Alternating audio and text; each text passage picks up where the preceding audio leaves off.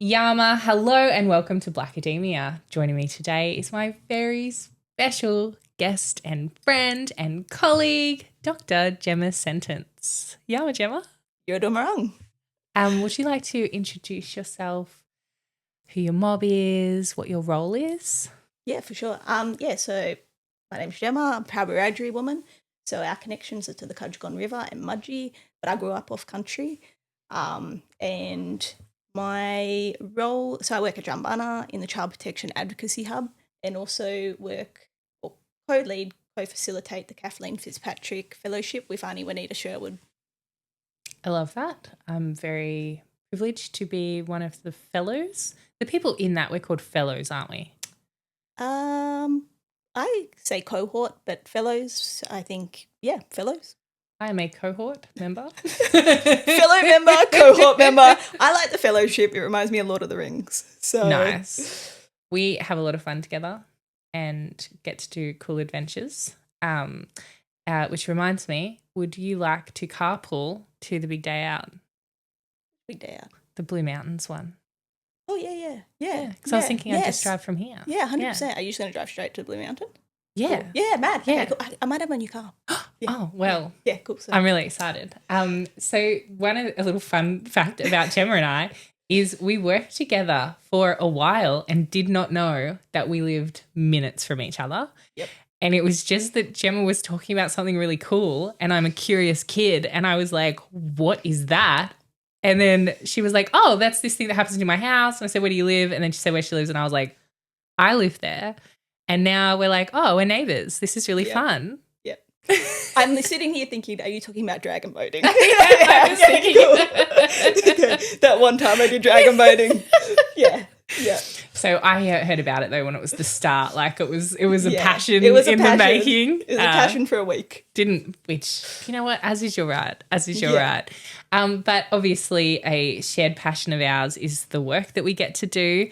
We work in different hubs within the same department. And you've recently graduated with your PhD. Congratulations. Yeah, thank you. Yeah, it was a bit of a slog of a journey, I think. So it's a bit of a love-hate relationship when you're going through the PhD.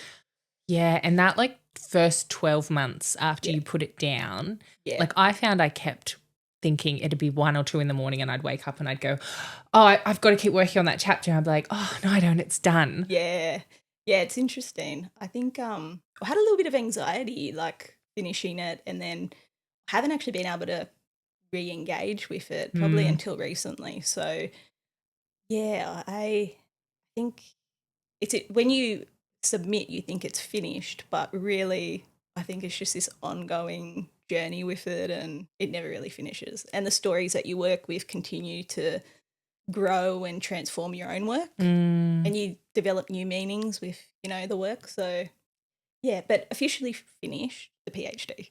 That's so exciting. And can you talk to, like, what was your PhD on? So it was in law? Yeah, so it was in the law faculty. It was on looking at the experiences of First Nations law graduates in colonial legal institutions. So it was kind of, I suppose, somewhat embedded in my own experience, being, going through legal education and then the legal profession, and just the things that I saw, but also the impact it had on me personally. And then, just kind of looking at the way our stories are kind of not really honoured in those spaces. And I think in this space of law as well, there's a reluctance to have truth-telling.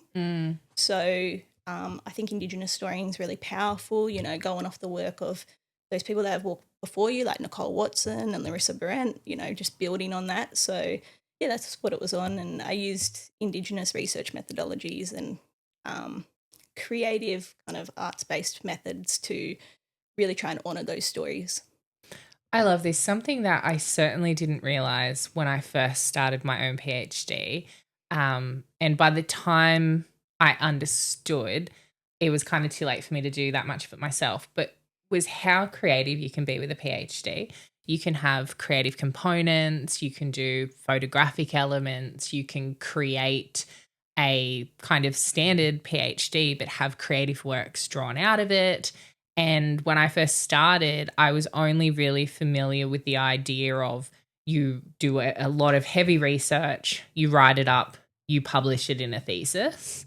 And so that journey for me meant that I ended up with a hybrid. So I published several pages and several chapters, and several chapters only live in the thesis, which could still change in the future. It's just about whether or not I want to draw them out. And I did use creative elements. So we both used poetic transcription as a way of honouring and uplifting the data, which is the storying and the yarning that we shared with the people who gave time to our research. Yep. But I think so I did a master's via coursework, and I had an undergraduate that I did a lot of like arts and English, meant that I was pretty well set up for that, even though I didn't realise how kind of juicy and fun it was going to be once I was in it. What was your background before doing the PhD? Yeah, so it's interesting because in Year 12 I did art and I loved it. I loved the way like artists like Gordon Bennett, the way that they could really provoke different emotions, and then that I love the theory behind it. Like you can, create a relationship with, the representation that the artist is putting forward, but then also there's that deeper story behind it that you may know or you may not know. It really depends on whether they share it with you and how they share it, and whether you just happen to connect in that way with that body of work. So that was kind of like, really loved art for that. It was a way to talk back to different things like, growing up, like identity, those type of, conversations, which are often told by people that aren't yourself. So yeah, that was kind of how I used art. And then after I finished school, I went into law, and then pretty much that all just kind of went out the window. There wasn't much creativity at all. So that was a real challenge. When I did my Masters of Criminology and Criminal Justice at UNSW, probably like 4 years after I finished as a lawyer, and that was kind of the first time where I started to be a lot more critical, especially my essays. I did do that in my undergrad, but I think just having that time in the profession and then that gap out of it really kind of, I don't know, shifted my relationship, I think, to learning and law and everything like that. Because, it wasn't an easy journey into the PhD. But, so then moving into the PhD and using creative methods, it was kind of like a coming home in a lot of ways.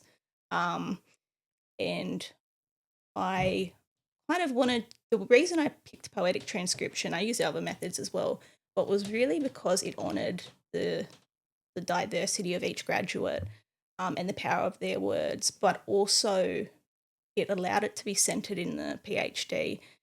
And I just really like the fact, because in law, the written word is often privileged.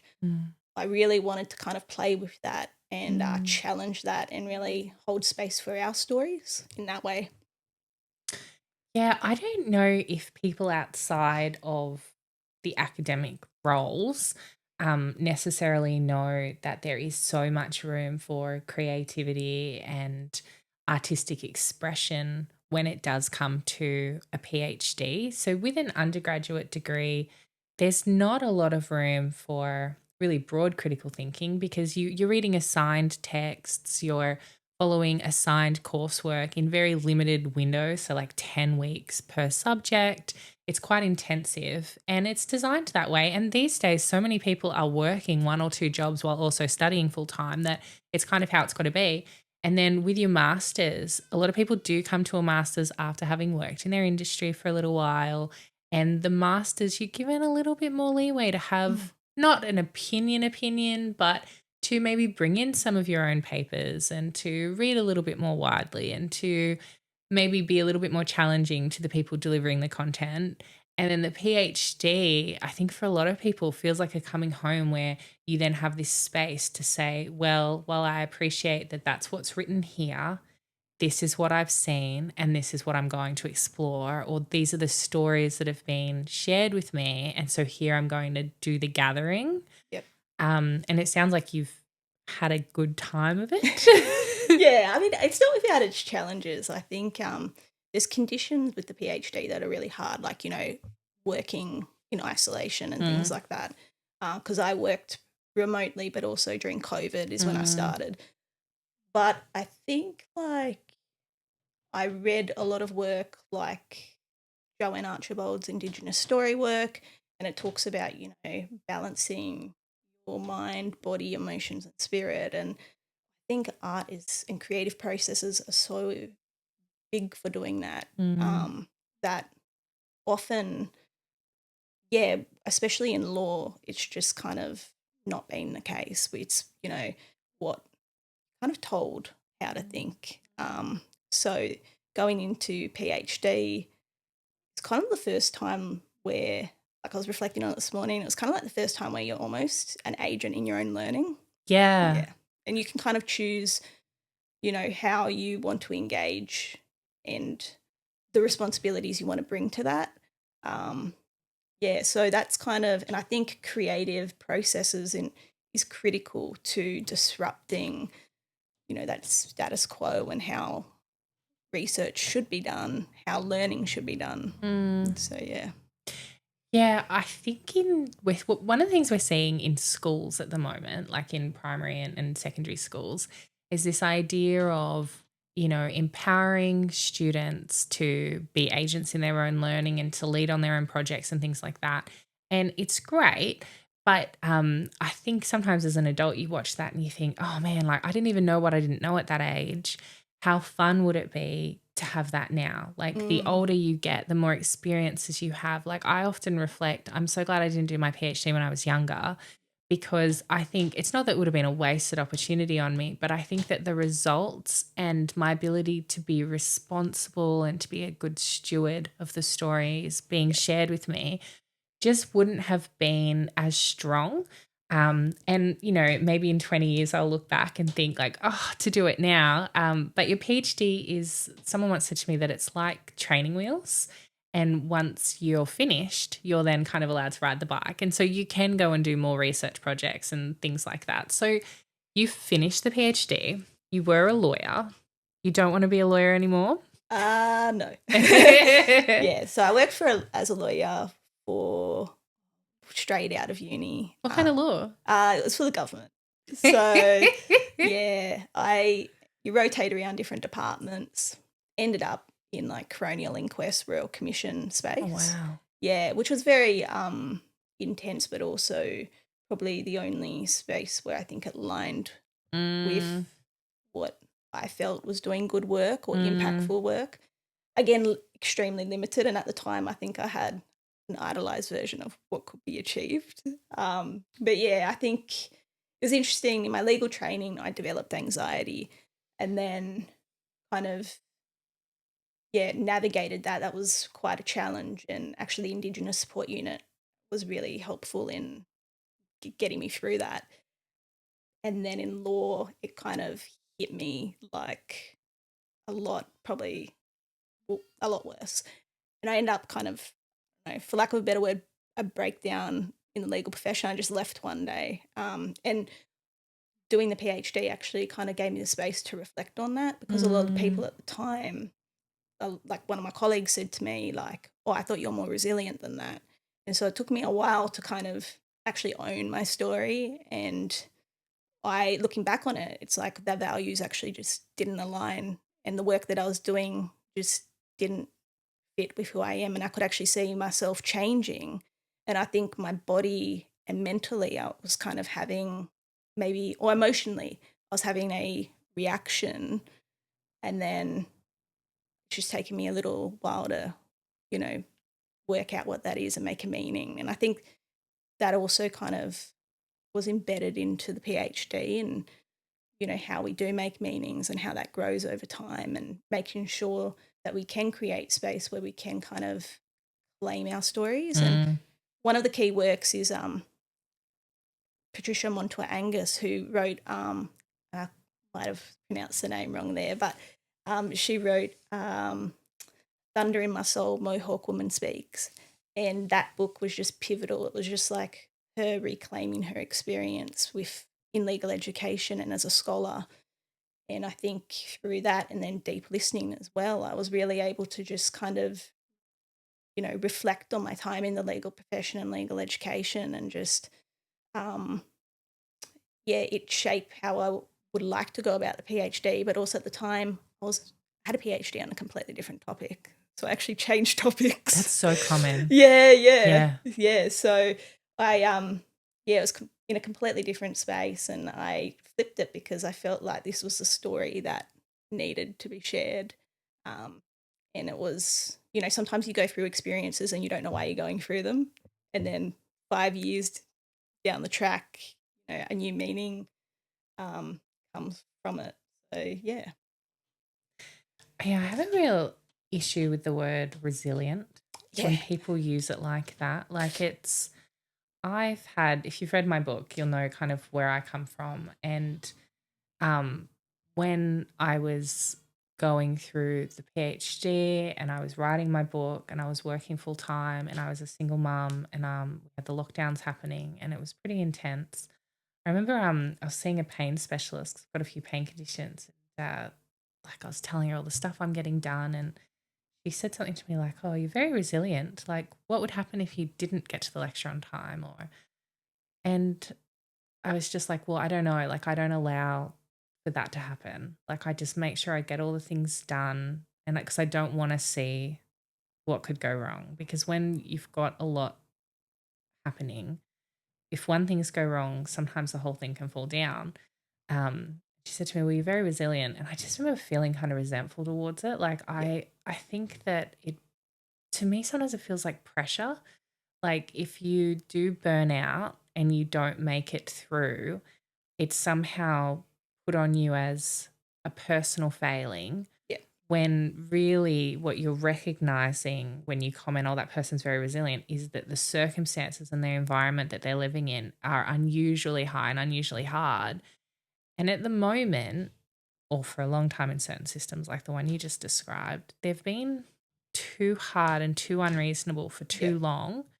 And we need to stop calling for more resilience in the people that are going through it yeah, and really push for change in exactly. the systems themselves, Yeah, because it's burning and churning people. yeah, yeah. No, definitely. Like I think I've thought very long and hard about that comment, um, and I think in a lot of ways, it for me resilient was leaving because Yeah. it didn't align with my values, um, and I could see the way that through legal practice I was changing as a person. Like what we're Mm. talking before about art, for example, those aspects of myself were like being suppressed or diminished. But other things like just humor or joy and fun, like weren't really around. Um, you know, in the legal profession, you where I was working, you got to account for every 5 minutes of your time. And just Mm. those type of really mechanical things that I just don't feel like align with who we are as humans, Yeah. really.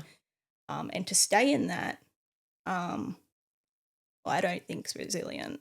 I think questioning that is Mm. resiliency.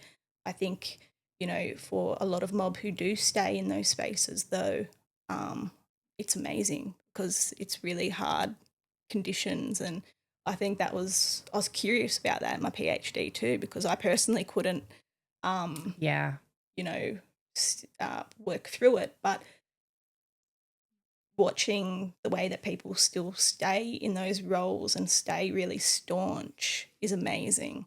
Um, and but also, I think there's such resiliency, or I don't think resiliency is even the right word, but there's a lot of power in leaving.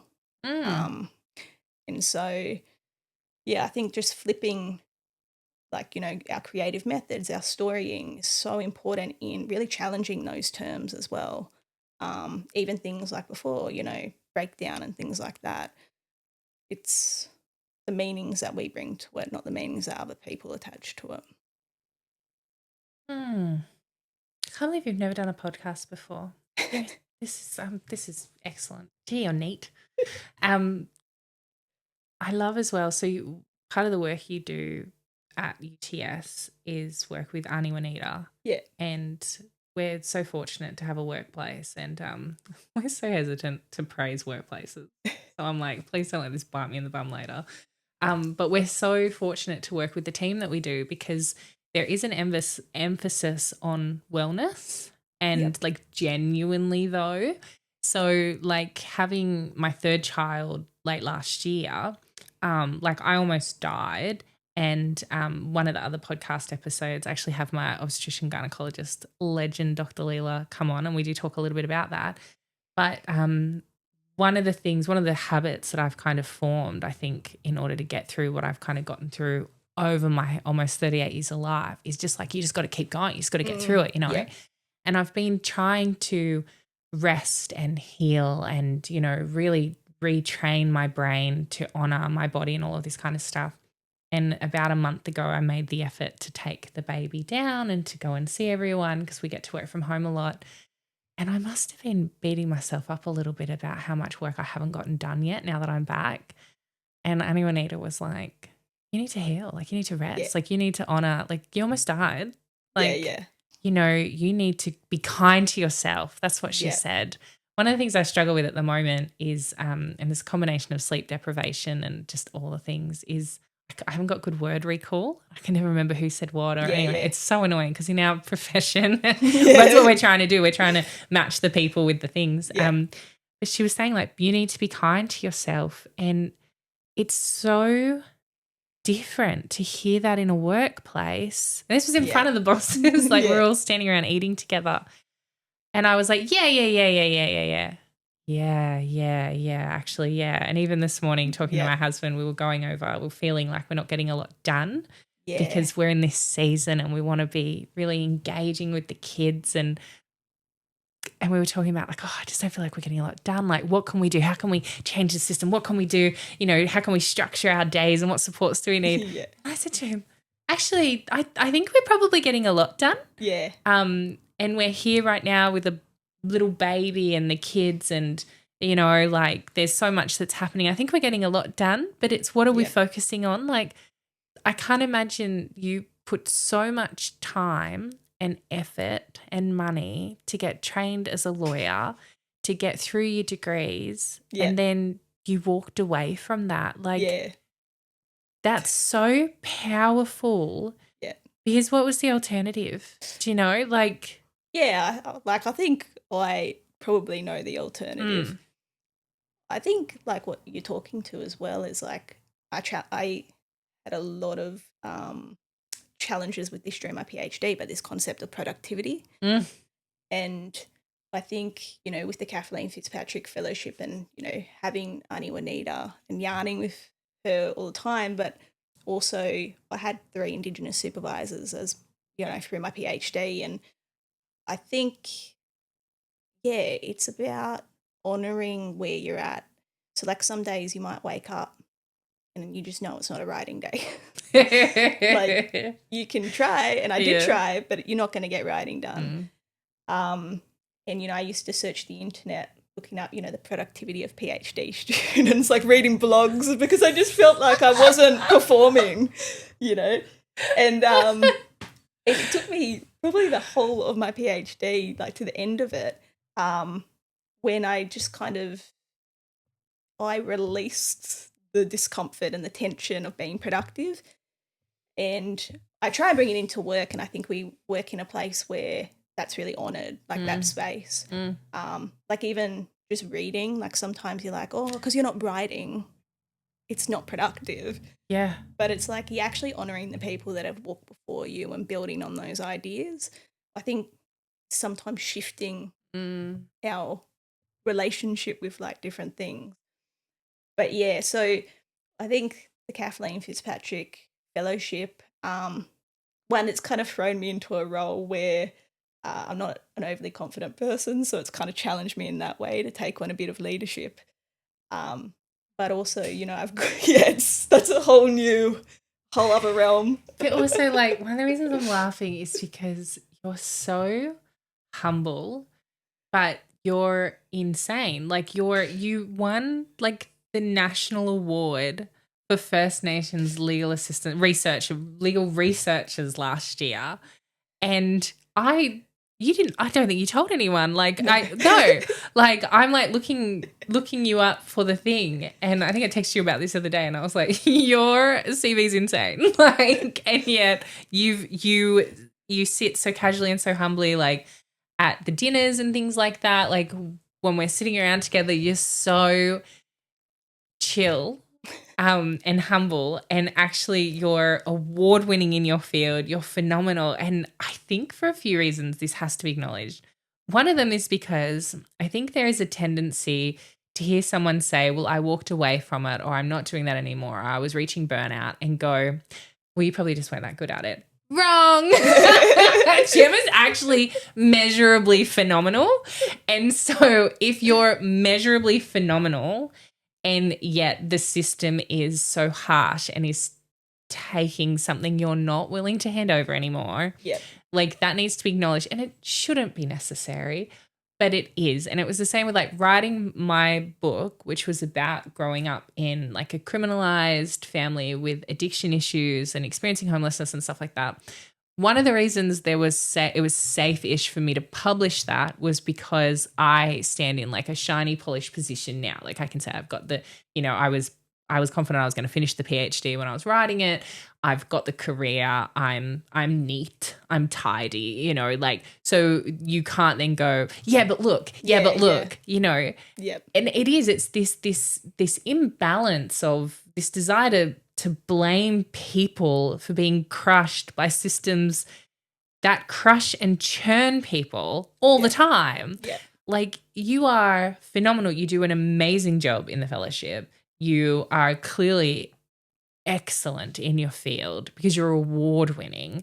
And it is a choice, and a conscious choice then, to pivot. And like, you do choose the academy. Like, why do you choose academia? Yeah, I think in a lot of ways, for myself, like achievements are because of the people that are around you. Like I had a lot of privilege growing up as well. So I'm actually kind of proud that I didn't fit into the legal profession. So I'm okay if I wasn't great at it. But I think, like it's, I choose academia because I think it's the first time in a long time where I felt empowered. Like for example, finished towards the end of my PhD, I went back and learnt language, and like I was starting to connect more intentionally with country, and that was supported by people like Larissa Behrendt. And I think, we all have a gift, whatever that may be. Like I think mine just happens to be researching. I think it plays into my OCD a bit. So, I think you find your gift, and then, when you start to, reconnect with language and reconnect with learning, and, having Indigenous supervisors, you reconnect with a proper way of, guidance, and through the Kathleen Fitzpatrick mentorship. I think when you work in a space where you're kind of nurtured to do that, then it just you feel good. Yeah. Not to say that the academy is easy, there's challenges, but I think when you look at the people that have really carved out the space, like Arnie, Juanita, and just being there and, drawing on the work of those people that have come before you and using it potentially in a different way, or, just honouring it, it's really powerful. And if you can bring people, future generations into that work, like that's amazing. But I think there is definitely challenges, and navigating it really depends what institution you're at as well. Like I think I feel very fortunate, but there is like, those, I think it's just acknowledging those small little things. Like sometimes you might refuse to do something, and, just really acknowledging in yourself that that was an intentional decision. Or sometimes you might push back on something, but you might not always push back. Like strategically, we're always making those decisions. Where do we put our energy? And resting, I think, is a massive part of that. Just taking time out just to sit and, go back on country or, be with your child. Like, that's the important stuff. Like, Yeah. And it's, a revelation that I had a couple of years ago and hugely impacted by being there for mum as she passed away was the sacredness of no and how it's better to give a no than like a resentful yes. Yeah. And not just as the person giving, but when I'm seeking things from people, I'm mindful of any hesitancy. Like it's very much relationship based, but you do sometimes have to be strategic with where you put a yes or a no, and what you feel and what you sow into. I think one of the things that we benefit from in our workplace is it's very collaborative and celebratory. It's one of the few places I've been in where when someone gets awarded or does something exceptional, there's like an immediate joy and hyping up. There isn't a grumbling or a, and it means that it feels more exciting. And I also feel like even things like doing the podcast, because this isn't done through our work, but like my bosses know that I'm doing it and they're very supportive and they know that like next season I'm thinking about coming and doing like almost like a Jumbunna special because I just love everyone we work with so much. But I think part of the reason I want to do the podcast as well is because we do have these pockets in the academy, and I do hear from so many mob that they find it empowering, that it gives them time to think and to read, and that they feel like it can be useful for their communities. Yep. My last question, because you talked about feeling quite privileged growing up. Were you first in family to go to uni? My dad got into uni but didn't go. Oh, wow. Or might have gone but then dropped out. Yeah. So first, maybe extended family, I think. Well, first in family means older siblings, parents and grandparents. Oh, actually, my brother went to uni up this way. Oh, nice. Yeah. I was first in the legal space. Yeah. But yeah, and my dad went, but then didn't finish. Right. But then actually started his law degree after I was at the end of mine. Yeah, so right. I went back. Yeah. Is he still going? Like, did he finish? Yeah, he's now doing a PhD and he's just finished. Yeah. This is a whole other. I love that. Yeah. So you and your brother are the first generation to complete a university degree, and now your dad has come back. Yes. And he's now doing a PhD. That's phenomenal. I do love that. And I think sometimes when we're talking about the next generation of academics, it's important to kind of be like, and we don't necessarily mean like the youth coming through. We are seeing more elders and older people coming into the space and having their knowledge and their life experience honoured and held space for. And that's so exciting. Yeah, it is very exciting. I think, providing that space for that work, decades of activism and advocacy, and then, having a PhD and just having that acknowledged is so important and so critical. And, about time that shifts in the academy, I think. But I think it's really, it's a very exciting time. It is a very exciting time. Well, thank you so much for coming on to Blacademia. You were excellent. Thank you for having me. So thanks for coming. This was Gemma's first podcast experience, and I think you nailed it. Thank you. Yalu. Bye.